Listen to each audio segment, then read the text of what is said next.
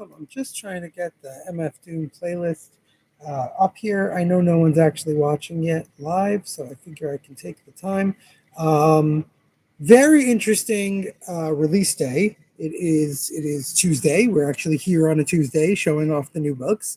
Big deal, right? And it's a big one.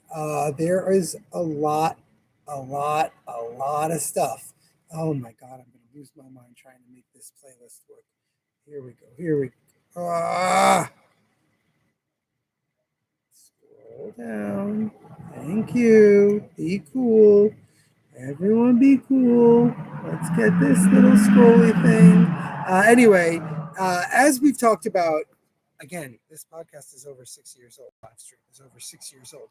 As we've talked about numerous times, um, they, there are two times of the year where releases really pick up, and that is September and November. And September has really begun to bleed into um, August in the last 2 weeks. Welcome. All right. Help you all find anything? All right. The store does go farther back. There's two rooms beyond this one. I apologize for the empty shelf. We're just going to be putting new stuff up there for tomorrow in a few minutes. And yeah, any questions, don't hesitate to ask. Of course. All right. It's actually funny, Dave, that you should say that. Oh, there's my water. It's funny you should say that because I could not get the picture to load up in the thumbnail. I took a picture of all these beautiful books, and it didn't go up. But yeah, let's get to it. Let's look at the books. We've got an I Can Read, I Am a Superhero book, level 1 reader, featuring DC heroes. We've got a little golden book, The Golden Girls, Blanche's Birthday Surprise. We've got Blue Lock Omnibus number 4. That puts you up to volume 12 of the originals.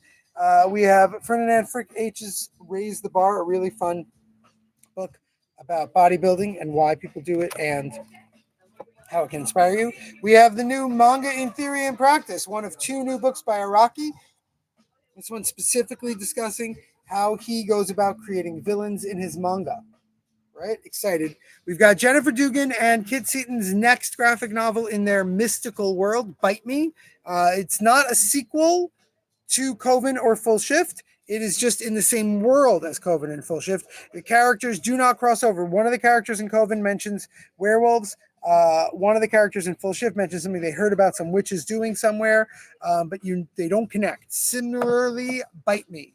We've got the next volume of Galaxis, the next volume of Cosmos, the next volume of Dangers in My Heart, the first volume of Raoul and His Vampire Prince, Elden Ring Distant Tales, What Does the Fox Say, and Final Fantasy Lost Stranger, Volume 13. It's just been ages since there's been a new Final Fantasy volume. Hand in Hand with Muchan, Lessons from My Autistic Daughter. This is, you missed this Golden Girls, little golden book, Joseph, and Bite Me, which I think you may have gotten Full Shift. So the same creative team. But yeah, Hand in Hand with Muchan is about raising an autistic daughter. And I think it's really interesting because one of the books that absolutely broke me when I was really trying to expand my reading is a fantastic manga series called Into the Light. And Into the Light is an informative manga about what it's like to raise autistic children. And it's from Japan in the late 90s, early 2000s, when autism was very much a taboo subject. You didn't talk about it publicly. Children were sent to special schools and kept out of public eyesight. And it's a very intense book. So I'm really curious to see how that has changed in the culture and how they view it in this book. But even if you haven't read Brought to the Light, this looks like a wonderful book. What Does the Fox Say is a plastic wrapped kitsune tale.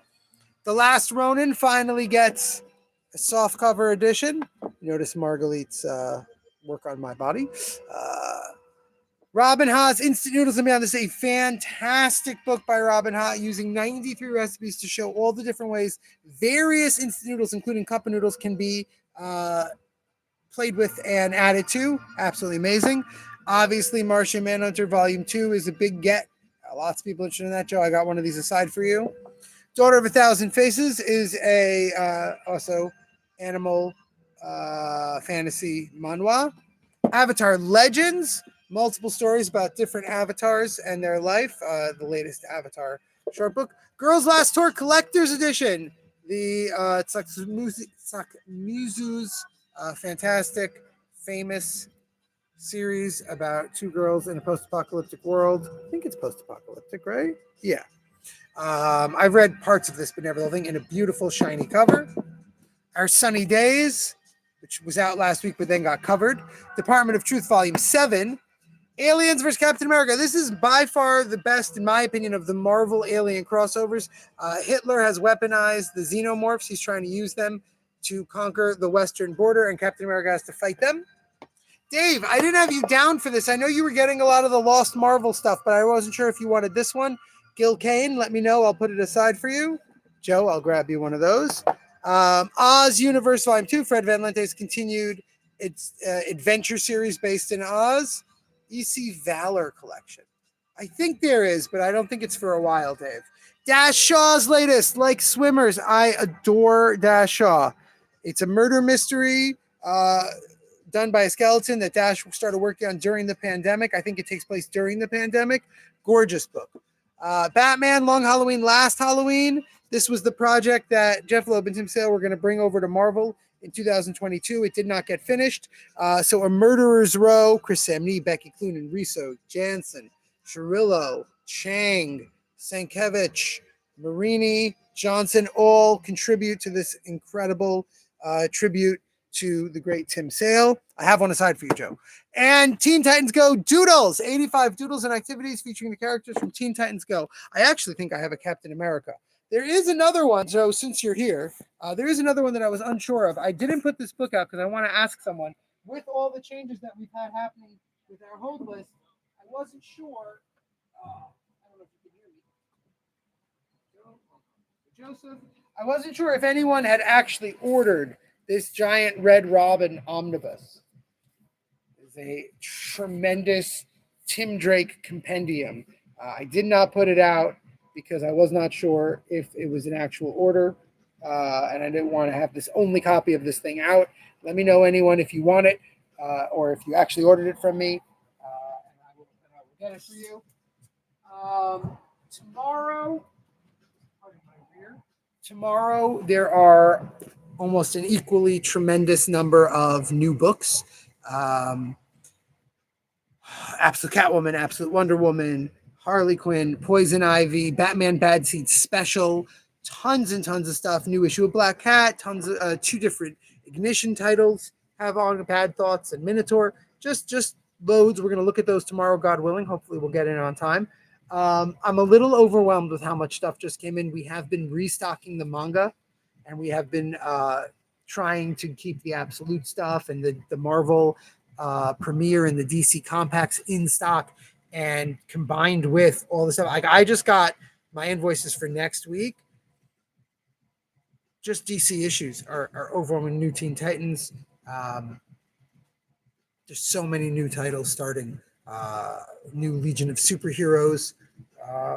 Just so much coming in. So I was on the fence with Rambo. I love the character. It wasn't. Yeah, it's not one of my favorite runs either. It's very important to consolidate Tim to where he is now, where that run sort of made him tertiary. Like he does sort of separate himself from Batman a lot more in that run. So I don't think it's a bad run. I don't think it's a run that like just doesn't even make sense anymore. Oh yeah, a lot of Momoko coming out. She's got, I think, 2 secret variants in the Avengers, besides for her A cover. Yeah, but like I said, it's really just too much stuff coming out. So as I start making my orders for October, November, which is where some of the graphic novels I've ordered are already October graphic novels. Once I start getting into like November, December, I don't know what I'm going to do for single issues, because the plan on FOC is that, like, let me put this out there, Dave. I know you don't have a hold list anymore, but come October, we're going to go basically hold list only on the shelf. Now, it doesn't literally mean hold list only. I'm still going to get like 50 copies of Absolute Batman, even though only 20 people are subscribed to it, because they sell off the shelf. But similar to what I do with number 5s, number 4s of new exciting things, it's going to start happening again at number 2 and 3. If I don't have people ordering it, we're not going to get it.